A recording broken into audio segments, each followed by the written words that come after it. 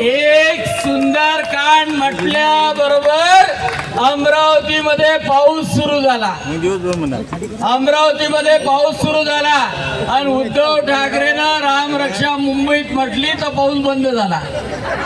कारण का जे प्रभू श्रीरामचंद्राचं जेव्हा प्राण प्रतिष्ठा प्रधानमंत्री नरेंद्रजी मोदी यांनी केली तेव्हा उद्धव ठाकरेला जाग नाही आली. उद्धव ठाकरे नाही गेले मंदिरात, आमंत्रण पाठवून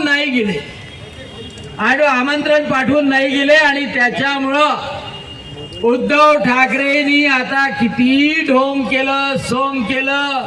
राम रक्षा सत्तेसाठी जनाब होणारे उद्धव ठाकरे, सत्तेसाठी हिरवी चादर पांघरणारे उद्धव ठाकरे, पुन्हा त्यांना भगव्याची आठवण झाली.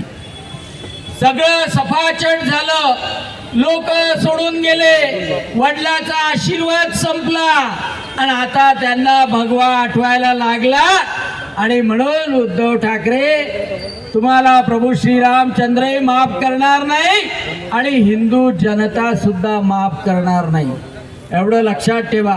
आणि त्याच्यामुळं या ढोंगाला आता तुम्ही मुंबईत जा किंवा नागपुरात जा, हिंदूंना आवाहन करा, काही करा, लोक नाही भूलणार. कारण का एक वेळा हिरवी चादर तुम्ही अंगावर घेतली, त्या अंगावर घेतल्यानंतर तुम्ही जनाबासारखे वागायला लागले आणि पोरालाही तसंच वागायला लावलं. अरे तुमचे पॅम्पलेट उर्दू मध्ये काढले तुम्ही आणि म्हणून कुठं फेडाले पाप. आणि म्हणून आता उद्धव ठाकरेंनी राम राम करत घरी बसावं. राम राम करत जर घरी बसलं तरच त्यांना शेवटचा मार्ग चांगला दिसल.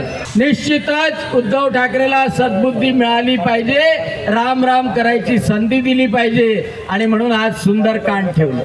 आणि सुंदरकांडचा परिणामही असा का वरुण राजाही प्रसन्न झाला आणि अनेक दिवसापासून ताणलेली अमरावती पुन्हा त्याला दिलासा मिळाला.